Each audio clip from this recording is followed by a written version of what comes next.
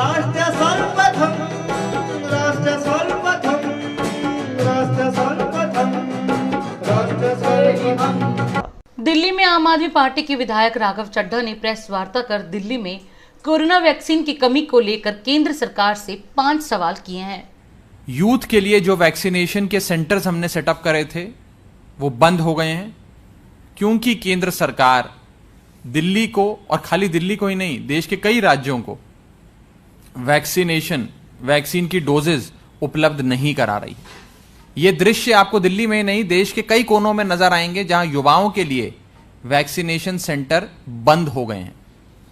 तो एक और सरकारी वैक्सीनेशन सेंटर जहां पर फ्री में दिल्ली सरकार युवाओं को टीका लगवाती है, अन्य राज्य सरकारें भी अपने राज्य के युवाओं को मुफ्त में टीका लगवाती हैं।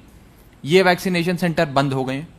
और दूसरी ओर राज्यों में जितने प्राइवेट अस्पताल हैं, उन प्राइवेट अस्पतालों में धड़ल्ले से जमकर वैक्सीनेशन चलाया जा रहा है, टीका लगाया जा रहा है। सरकारी वैक्सीनेशन सेंटर में वैक्सीन खत्म हो गई है।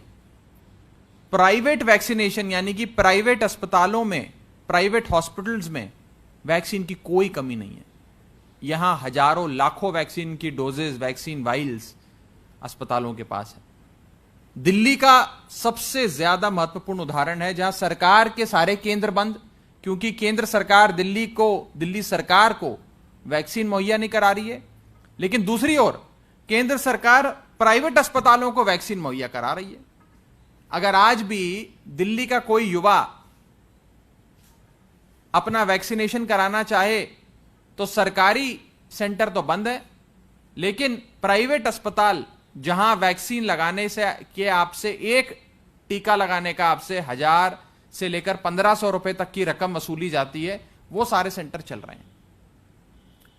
यानी कि प्राइवेट अस्पतालों को कैसे मुनाफा कमा के दिया जाए, वैक्सीन बनाने वाली कंपनियों का मुनाफा कैसे कराया जाए, जनता को कैसे लूटा जाए, और एक वैक्सीनेशन की आड़ में घोटाला कैसे किया जाए, उस दिशा में काम चल रहा है।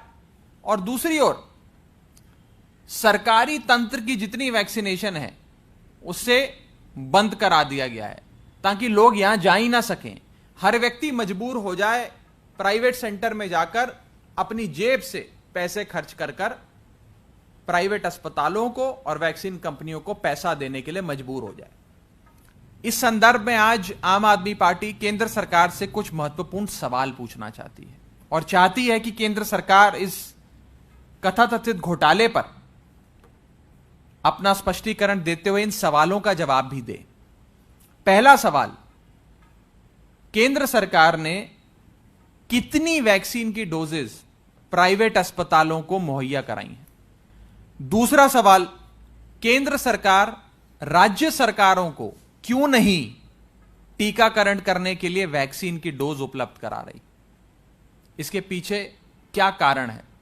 तीसरा सवाल, क्या केंद्र सरकार ने प्राइवेट अस्पतालों को लूट मचाने का, जनता से 10-10 हजार रुपए, एक परिवार से टीकाकरण करने की आड़ में 10-10 हजार रुपए वसूलने का सर्टिफिकेट दे रखा है? क्या केंद्र सरकार ने प्राइवेट अस्पतालों को लूट की खुली छूट दे रखी है? चौथा सवाल, केंद्र सरकार की इन वैक्सीन कंपनियों से और इन प्राइवेट अस्पतालों से क्या अंडरस्टैंडिंग है, क्या साठगांठ है, क्या रिश्ता है, जो प्राइवेट अस्पतालों को भी और वैक्सीन के जो उत्पादन करता है उनको प्रमोट किया जा रहा है, और सरकारी जो तंत्र है, सरकारी टीकाकरण के जो सेंटर्स हैं उन्हें बंद कराया जा रहा है। तो इनकी क्या अंडरस्टैंडिंग है, क्या रिश्ता है, इस पर केंद्र सरकार अपना स्पष्टीकरण दे। और हमारा पांचवा और आखिरी सवाल, केंद्र सरकार क्यों इस देश में गवर्नमेंट सेक्टर में एक आर्टिफिशियल स्केर्सिटी वैक्सीन की क्रिएट करना चाहती है, बनाना चाहती है? क्यों केंद्र सरकार सरकारी सेटअप में, सरकारी तंत्र में वैक्सीन की एक आर्टिफिशियल स्केर्सिटी क्रिएट कर रही है, बना रही है? इन 5 सवालों का जवाब आज हम केंद्र सरकार से चाहेंगे और चाहेंगे कि इस पर स्पष्टीकरण केंद्र सरकार दे।